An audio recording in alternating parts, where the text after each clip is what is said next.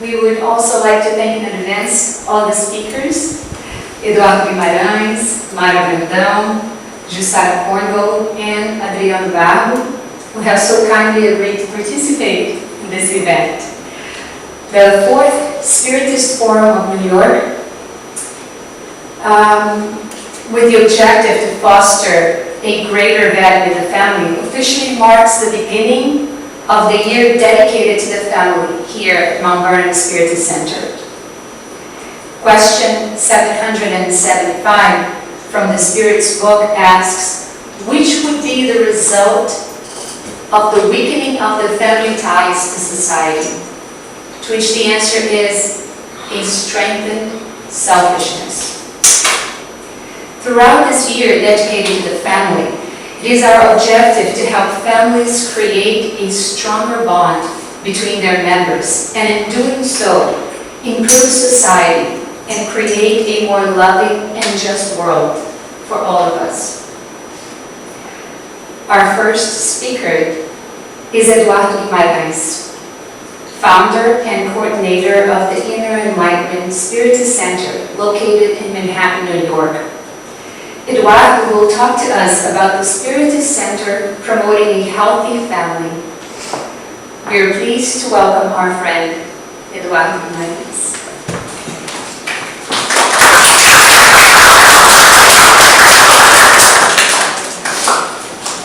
Good morning, everyone. Good morning. It's a pleasure to be here again after a period of some month without coming. So it's always a great pleasure for us, the speakers, when we go in other centers to speak, but above all to be together and enjoy our companies. Well, our first talk, Spiritist Center Promoting a Healthy Family. When we see a Spiritist Center, and when we are part of the Spiritist Center, we understand that we have here the tools we all need to achieve what Regina just said, improving the world, as Rodrigo also said in the prayer, building a better planet.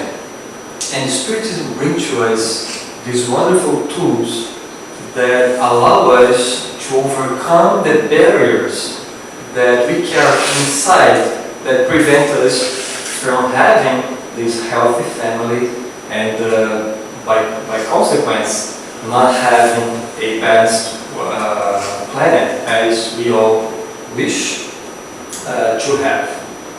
So let's start by the Spirit's book. I brought here some ideas that we find in the Spiritist teachings that will help us to build this healthy family.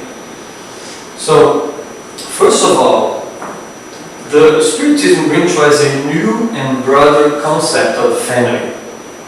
When we think of family, about family, and we already have some knowledge, Spiritist knowledge, we see that our idea, our understanding of what a family is much broader, and it helps us so to do our best for the family to succeed. Also, we have a better understanding of the family goals. Why family is so important in our lives? Why family is so important for the planet? So, Spiritism also brings to us these goals. Why we are here within this group of people, and why should we do our best to have a better relationship to each one of them. Also, the Spiritist Center will offer the Spiritist classes for parents and children. So even if we don't have a specific meeting for parents to talk about parenting, we have all the classes where we are studying Allan Kardec books and others that will give us these tools to be better parents also. And then we also learn in Spiritism how important it is to establish in our homes the gospel at home, the study of the gospel within the family. So let's start by the Spiritist book. I chose some questions that are fundamental for us to understand the importance of the family in our lives. So in the question 132, Kardec asked the spirits, what's the purpose of the incarnation of the spirits? And the answer, God imposes incarnation for the purpose of leading spirits to perfection. For some, it is an expiation, for others, a mission. Incarnation also has a further objective, which is to place spirits in conditions where they can do their share in the work of creation. So here, we understand that, okay, we are spiritual beings in a physical body. As incarnation means that a principle, a essence, enter a carnal or fleshly body, right? So, and then the Spirit said, well, for some is an expiation or an atonement, for others is a mission. So we see that each one of us has a different mission or a different role in our lives. That's why we see great differences when we compare our lives. Some people suffer much more than others. Some people have a very beautiful life, as we understand beautiful life, and we don't understand why. Well, here we understand that for each one of us, incarnation will have a different meaning or a different goal. So if we have our family and we see that we are so different, we have, as parents, we have very kind kids and we have very rebellious ones and all kinds of different personalities, and we cannot understand. And some parents say, I don't know where I fell because I gave the same education for all my children. But that's the wrong doing. That's the wrong thing that we have done. Because we are not the same, we cannot have the same education.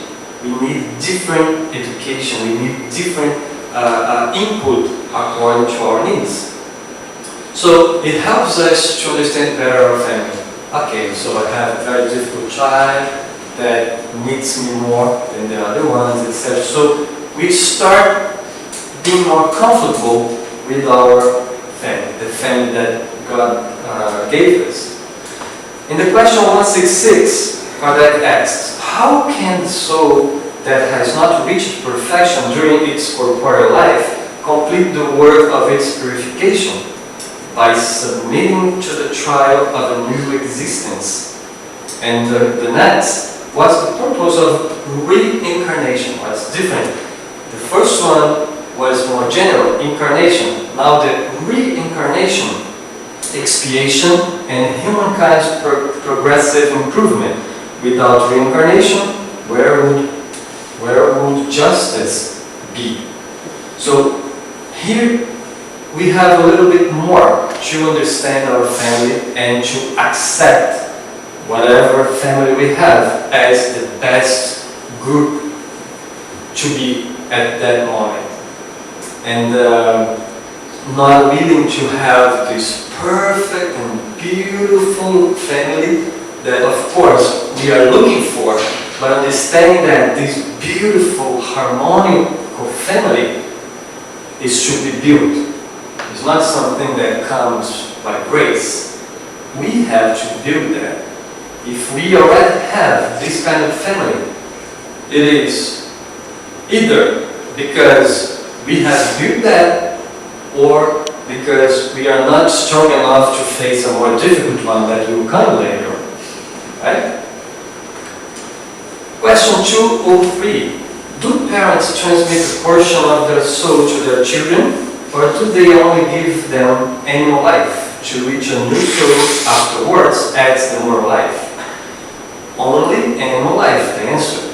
Since the soul is invisible, a deaf father may have intelligent children, and vice versa.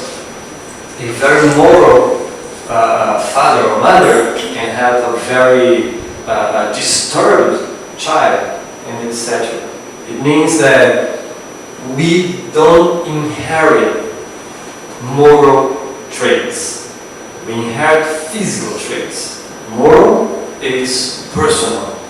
We have that, and we carry it in the spiritual realm, material realm. We will be always what we are. But of course, with all the potential to grow. So understanding this is also very important. I can't remember if it was a movie or if we were talking or something in the TV. I can't remember. This couple that divorced because they were blaming each other because their child was born sick. If I can remember, was Down syndrome. And the parents were fighting and blaming each other. No, it's your fault, it's your genes. And they're like, no, it's your genes. And they missed the opportunity that God gave them to help that child, that spirit that needed that experience. And they, as parents, also need the experience of facing the trial or the expiation of having a child with a great challenge. So the family together would improve a lot. But then because they could not understand that the spirit carry its own necessities with him, they split and they were no longer a family. And in that way they broke this program that they were established before reincarnating. Question 205. According to certain individuals, the doctrine of reincarnation appears to destroy family ties by making them back to previous life. Instead of destroying them, it expands them. Since kinship may be based on previous affections, the tie that unite members of the same family are less precarious. Moreover, reincarnation broadens the duty of fraternity, because you may find in your neighbor or in your servant a spirit who was formerly related to you by blood. Well, some of us, before understanding the law of reincarnation as Spiritism explained to us, we have a completely distorted idea of reincarnation. First of all, many times we used to think that a person would enter the body of another person. And this is very difficult for us to understand. Oh, how can I be in another person? How can I, Eduardo, be born in another person? So it's not another person, it's another body, it's completely different. So, and it makes it difficult to be understood also. How come, the family will always extend forever, and whatever blood ties we had in the past is broken, because I don't have a new family, because I don't know that those people. It's the first time I see my mom, my father, my brother now. I don't remember that we have lived before. So if I don't understand the law of reincarnation, I would think that, well, this is a new family. My previous family, I don't know where they are, and so on. So these understandings that make it very difficult to grasp the idea. So, by studying Spiritism, we understand that we are all the same. We reincarnate in groups. The group goes together, life after life, and not in the same position. Parents can be now children, children can become parents, and grandparents can become children, and etc. It's not important the position we have in the material family. What is important is the loving feeling that we keep within ourselves and we carry forever. And having this opportunity of reincarnating together, coming back to the idea of having a rebellious child or very difficult child in our hands to educate. Well, if we understand the law of reincarnation, we know that our mission is to help, to support the spirit that will become, eventually will become a friend, a balanced spirit, a healthy member of the family. If not in this reincarnation, at least in the ones that are to come. So it's very important that we achieve the goal in that lifetime. We have to do, we should do the more we can to succeed. But if doing our best, we don't succeed, we don't have to worry, because God knows and will give us more time in other reincarnations together. Question 3A3. What is the usefulness of the spirit passing through childhood? And this one is one of the most important. A spirit incarnates in order to perfect itself, and it is more accessible during this time to the impressions it receives, and which may assist in its progress. Those in charge of its education should contribute towards this goal. And here is where many of us have failed in the past, and we can be failing now, because we lose the opportunity of taking advantage of this time, which is a period of 7 years, mostly the 7 first years, when the spirit is not aware of its personality, of its tendencies. Everything is in a latent state. And then this is the moment when the spirit is open, wide open, to receive all the good inputs that will later on, when they get to the teenager years, that we see as a very bad and difficult moment of our lives, but this, we understand the reason why teenagers are so rebellious, and it's not good when we criticize them. In Portuguese, we make a joke, because adolescence rhymes with another word, it's a negative, with a negative meaning. That means that you are aborrecente, how to say in English? Annoying. And in Portuguese, both words combine. And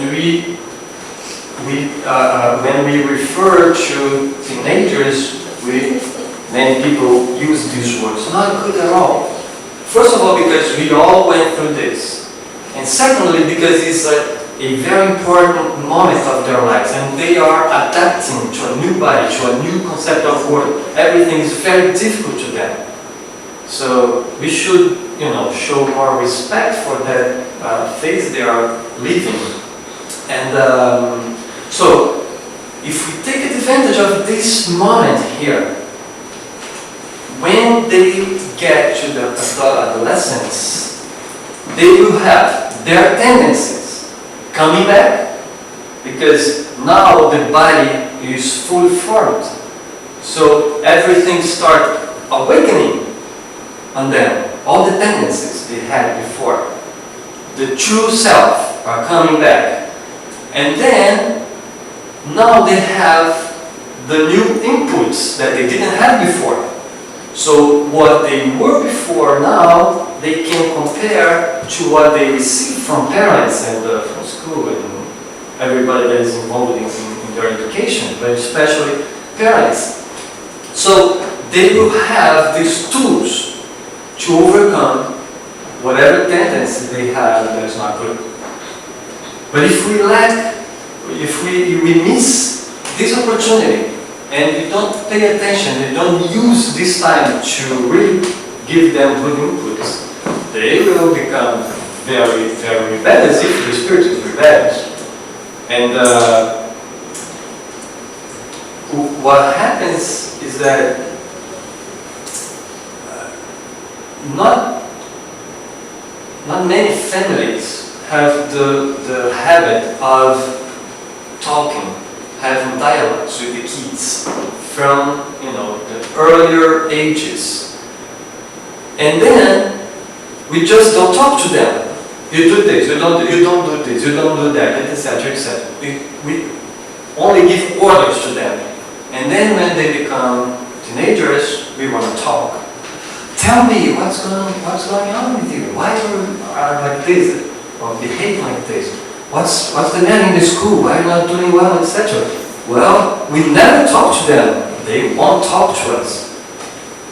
If we start doing the job since they were babies, talk to the babies, exchanging ideas. When they become teenagers, it will be only natural to talk. But we have to create habits, because education is creating new habits. And of course, new good habits. 775. What would be the result for society if family ties were relaxed? You didn't talk before me. You shouldn't. Magnification of selfishness, at least the word is different, right? The magnification of selfishness. So what happens if selfishness becomes even greater than it is now? Because all the problems we have in the planet or within ourselves, all of them come from this. If the selfishness becomes even greater, our problems will be even greater, and life will be impossible on Earth. So the way we have to fix it is making selfishness fade away little by little. 891. If maternal love is a natural law, why are there mothers who hate their children, frequently from birth? It is sometimes a child chosen by the spirit of the child, or an expiation it itself had been a bad father. If it itself had been a bad father, a bad mother, or a bad child in another existence. In all such cases, a bad mother can only be animated by a little evolved spirit who seeks to create difficulties for the child so that he or she fell in the chosen tribe. Such a violation of natural law, however, will not remain unpunished, and the spirit of the child will be rewarded for the obstacles it has overcome. So we're going to see when we go to the Gospel that even if we have a mother like this or a father like this, we should, even in that situation, we should still love them and honor them, because what we owe them, we cannot pay back. We are here because they gave us the chance to reincarnate. They could have been, they could have committed abortion. They could, have given us away to another couple or just abandon us, whatever, and we could not be here. Maybe we were back to the spiritual realm. So we are not. We are here and we are healthy, so we owe them at least this opportunity. And according to the spirits, we have no means to pay them back. No means. We owe them forever this opportunity. So it's not our task, as we're going to sing the gospel, to judge them. 892. Oh, and coming back to the idea, it's sometimes a child chosen. So we chose that many times. If we are in that position. When parents have children who cause them sorrow, are they not excusable for not feeling for them the same tenderness they would have felt had their conduct been different? No. For the training of their children is a task that has been confided to them, and their mission is to make every possible effort to bring them back into the right road.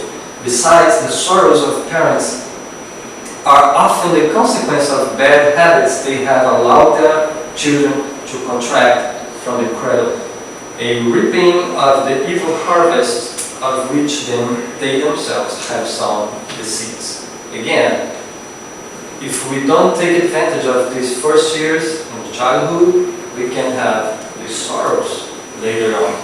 But even then, we should love them, because we accepted before incarnating, having them, to help them. And most of the times also, we were the one that caused this disturbing behavior in previous life. So any situation we go through, Spiritism helps us to understand that this is what I need. This is my mission. If I accomplish that, life will be better for me, for my family. And if I'm having this hard time, it's because I caused that. If I didn't cause that, I'm here as a volunteer. So if we are volunteering, we should not complain, right? Like in the Spiritist Center, I'm a volunteer here, and I come to clean the center, but complain. Why it's so dirty? Why people don't take care? Well, I'm a volunteer. I should not complain, because I'm here because I like to be here, right? Same thing in the family. So let's see some passages in the Gospel according to Spiritism. How many times? 15?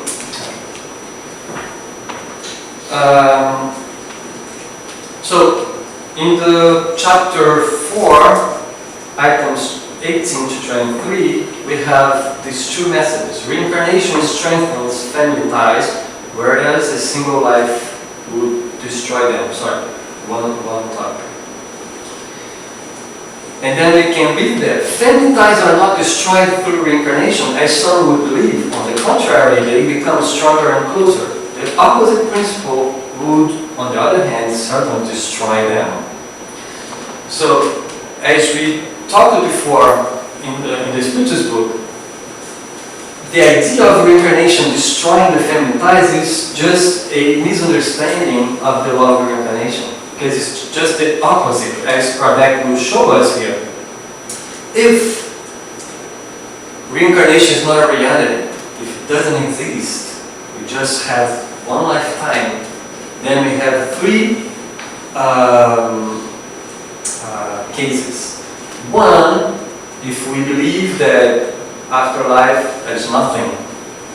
It's the materialist way of seeing, understanding life. Okay, if there is nothing, what about family ties when we die? It's nothing. So there's no family ties. So family ties is really very weak. We just have that as the body is alive. When the body dies, no family anymore. Second, the other idea is that, okay, it's not the nothingness, but something that stays, but we all are blended in this universal matter, and we lose our individuality. So what's the difference? Being in the nothing, or existing nothing, or existing something but all blended with no individuality, no family ties anymore. the same way.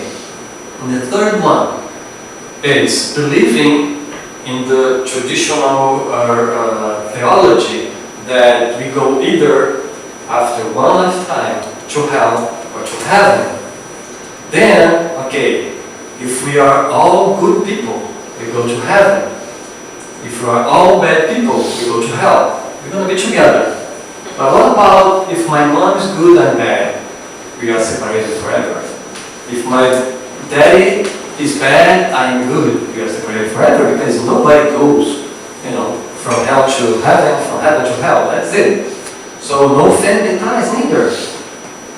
And then Spiritism brings reincarnation, which it doesn't bring reincarnation, because reincarnation is an old idea, but brings the explanation, gives this foundation for us to understand, and says, well, by reincarnating, we progress eternally. If we are progressing eternally, there is no heaven forever or hell forever. It's an ever-changing situation. We will never cease of progressing.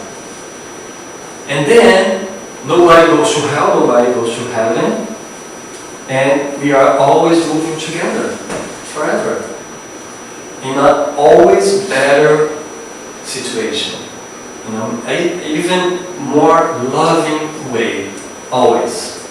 So, if we analyze these four options that we have, of course, the only one that gives consolation, hope, and happiness is the one presented by the idea of reincarnation. The three others lead us to despair and desperation sometimes. In the chapter 5, item 21, losing loved ones, premature death. Premature death is frequently a great blessing which God concedes to those who depart, so preserving them from the miseries of life, of the seductions which possibly occasion the loss of life. The person who dies in the flower of youth is not a victim of fate. God judges that it is not suitable for that person to remain longer on earth. This is the pain conceived by those lacking faith, who see death as an eternal separation. But those of you who are Spiritists know that the soul lives better when it is separated from its material form. Well, what does that have to do with our building a healthy family? Well, how many families are destroyed by the death in the family? When a mom died, when a father died, when a baby or a little child dies. And the family can be damaged forever if the person doesn't have this broader view of life, that life goes on and then we're going to meet again. We can be destroyed forever. As I think everyone here can have an example in your minds. I know I have some friends and family members that they cannot, face death, and then their lives are miserable now because they don't understand that.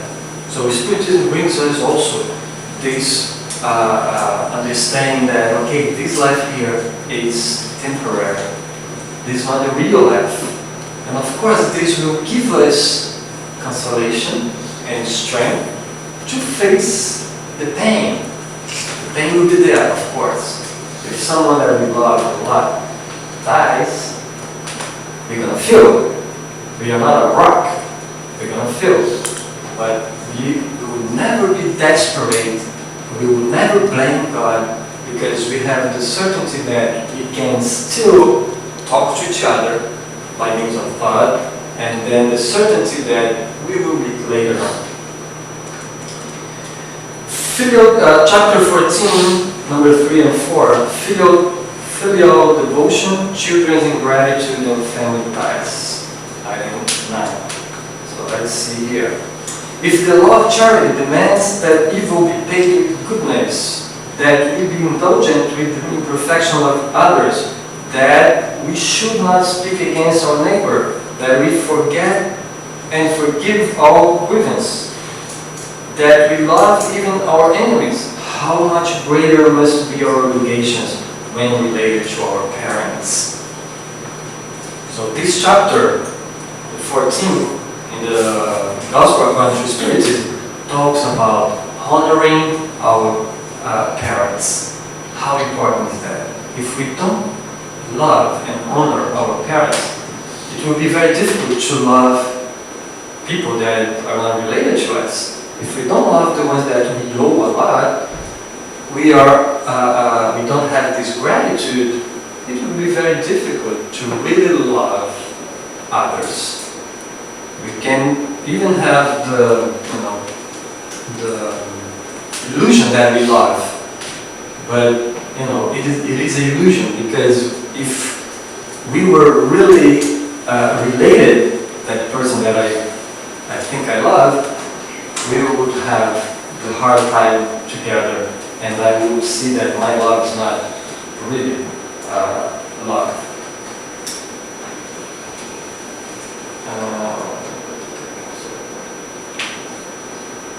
So, and here in this chapter, Kardec talks about the ingratitude, giving the example of sometimes some families that have to have the parents living with them. So I'm married, I have my kids, and then I have my mother or my father, or both of them, that they have to live with me because, whatever reason it is. And then Kardec says, normally what we do, we have this back room there, this small room, and we put the parents there. And then we have to work, and then we use them as babysitters to take care of our children, and our house cleaners, and etc. So they are our slaves, because they don't get paid for that. They're our slaves, right? And Kardec says, well, we should do the opposite. The best room of the house is theirs. And I'll give them whatever I can give beyond their needs, their daily needs. Because this is showing love and respect and honoring the ones that gave me the body, that fed me when I was a baby, that took care of me when I was sick, and that, all the nights that they could not sleep, and all the sacrifices they have done. So it's just a duty, it's not charity doing that for our parents. Oh, I'm very charitable, I'm doing all of this for my parents. No, I'm just accomplishing my duty that life is asking for. In the book Family Constellation, Eduardo Guimarães and John de Angelis, the chapter 22 talks about religious orientation in the family. And John de Angelis says that how important it is having this religious education in the family. And she gives examples of researchers that are now looking for the effect of having faith, having spiritual orientation in our health, our mental, spiritual, and even physical health. And then she talked about the cardiologists, that nowadays they say people that have faith, they recover much faster and in greater numbers than the ones that have no faith, when they have cardiac arrest. And many other researches about our health state, physical health state, related to the faith that we have. And the scientists are trying to figure out how it works in the brain. And they have found some areas that work different. When we have faith, when we believe in something else, some parts of our brain works differently from the ones that doesn't have. So showing that having faith changes something within ourselves. And of course, as Spiritists, we know that the brain is not the one that is making everything. The brain is just interpreting what is going on in the mind, and the mind is interpreting what is going on in the spirit, which is the essence, which is our own nature. And how important then is for the parents to give the kids the religious education. Many psychologists and people say that, well, we should not give kids religious orientation because, we are forcing them. Then when they are grown-ups, they can choose whatever religion they want to choose. And then John says, well, what about eating? We're going to tell the same thing. Well, you eat, whatever you want. When you are grown up, you choose the best. Then they die before, right? You don't have to go to school. You decide if you want to study when you are grown up. And then they grow up illiterate and, it makes no sense. If we have a religion, we should give our children the religion, because if it's good for me, it's good for my child. And then when they grow up, they can always decide, well, I don't like it anymore. I will do another thing, I will go in a different way. Fine, I did my part. And I gave my child tools to overcome difficulties in life. If we don't have any belief, especially the one that Spiritism brings to us, which is based in reason, it will be very difficult for us to face this very troubled moment in our teenager years. We have to have something to help us, especially nowadays in a very disturbed world that we are living in, with the moral values and the family values all upside down.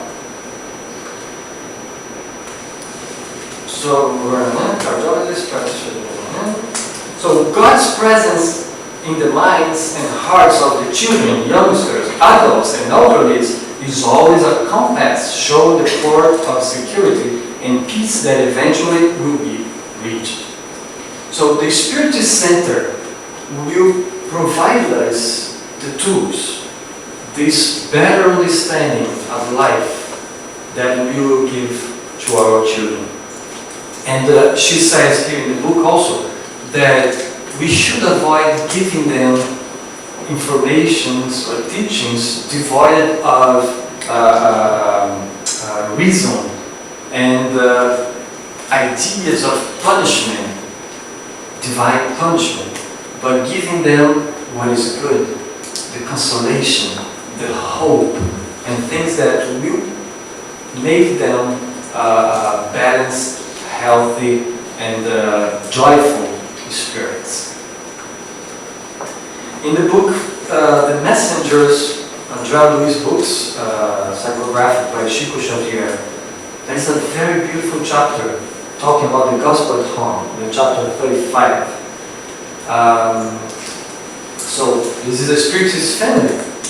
So a family that has the Spiritist teachings as its pedagogical orientation. And then they are together, and little kids, grown-ups, and adolescents all together with the mother. And each one of them has a a task to accomplish for the gospel to happen. And at that moment they are talking about not the gospel itself, but about life in the family, of course according to what Spiritism brings to us. So they analyze life, and it's very beautiful because they get a newspaper case of a girl that committed suicide. And then they analyze that. Why? What happens to the person that gets to that point? And then the little children start, since this very early age, thinking of these very, serious problems that they will face later on. If we don't talk at all, we are not giving them the tools to be able to overcome their limitations and their weakness.